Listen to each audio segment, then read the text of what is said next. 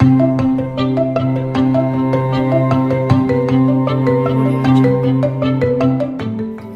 control panel has a chime feature to alert you when a door or window has been opened.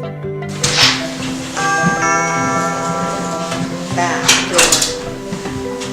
Each zone on your system can be set to sound a chime and/or a voice descriptor when the zone has been triggered.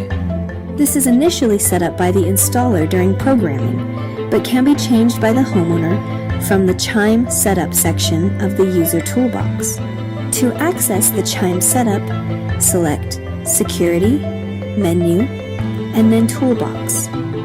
The panel will then ask you to enter your current master code.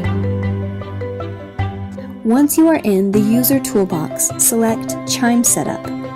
From here, you will be able to scroll through your zone list and can select a zone and then change the chime. Back door.